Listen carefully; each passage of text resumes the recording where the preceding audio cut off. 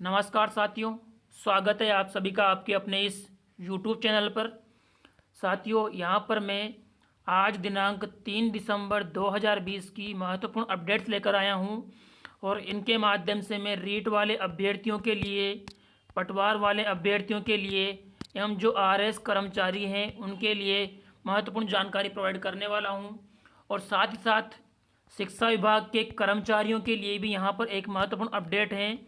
तो इन सभी के बारे में जानने के लिए वीडियो को पूरा देखिए और यदि आप हमारे इस चैनल पर नए हैं तो चैनल को सब्सक्राइब कीजिए। साथ ही साथ बेल आइकन प्रेस करना ना भूलें दोस्तों, ताकि आगे आने वाले जो भी अपडेट्स हैं आपको मिलती रहें। साथियों, सबसे पहले यहाँ पर महत्वपूर्ण अपडेट हैं RS वाले कर्मचारियों के लिए। तो RS वाले कर्मचारियों के लिए वित्त विभाग ने आदेश जारी किया है, जिसके माध्यम से ये कहा गया है कि 2 माह से अधिक अवकाश पर रहने पर RS का जो पद है वह स्वतः ही रिक्त मान लिया जाएगा। तो यहाँ पर RS वाले अधिकारियों के लिए हिदायत दी गई है, तो इस प्रकार की कोई गलती शिक्षा विभाग के कर्मचारी भी ना करें।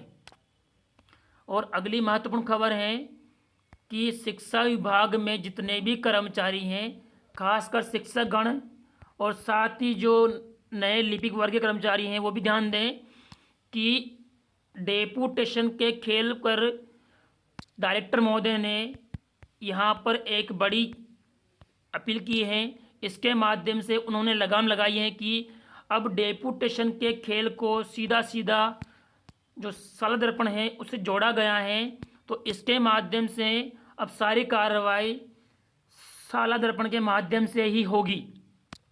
तो शिक्षा विभाग में जो भी कर्मचारी हैं, शिक्षकगण हैं, उनके लिए ऑनलाइन मॉनिटरिंग की जाएगी। और ऑनलाइन मॉनिटरिंग के माध्यम से यहाँ पर क्या किया जाएगा, यहाँ पर जिला शिक्षा अधिकारी गंगाधर जी मीणा माध्यमिक शिक्षा कोटा द्वारा क्या कहा गया है कि साला दर्पण पर नया मॉडल शुरू किया गया है। इसके तहत शिक्षकों को शिक्षण व्यवस्था या कार्य व्यवस्था में लगाने के लिए रिलीविंग एवं ज्वाइनिंग करनी होगी। यहाँ पर आप देख लीजिए, रिलीविंग एवं ज्वाइनिंग करनी होगी। चुनाव व अन्य ऑफिस में ड्यूटी लगाने पर भी साला दर्पण पर ऑनलाइन अटेंडेंस देनी होगी। तो यहाँ पर शिक्षा विभाग के जितने भी कर्मचारी हैं, चाहे वो लिपिक वर्गीय कर्मचारी हो, चाहे वो शिक्षक हो, सबके लिए यहाँ पर एक खास हिदायत है कि वो ध्यान दें, किसी प्रकार की गलती दोहराने का प्रयास ना करें, क्योंकि यहाँ पर जो नया मॉडल तैयार किया गया है ये डेपुटेशन पर लगाम लगाने का एक रास्ता है। अगली महत्वपूर्ण खबर है रीट वाले अभ्यर्थियों के लिए कि 31,000 पदों के लिए जो भर्ती होनी है वो उसके संबंध में 11 दिसंबर के बाद ही कोई फैसला आने की संभावना है। और यहाँ पर एक अच्छी खबर यह है कि इस रीट में जो बदलाव होगा उसी के साथ साथ इस भर्ती में पदों की संख्या में बढ़ोतरी की गुंजाइश है। जैसा कि यहाँ लिखा हुआ है, बजट में हुई थी घोषणा लेकिन पदों में बढ़ोतरी भी संभव। तो यहाँ पर बजट में जो 31,000 पदों की घोषणा हुई थी, उन पदों में बढ़ोतरी की संभावना है और इस आधार पर फरवरी में किसी भी प्रकार से रीट नहीं होने वाली।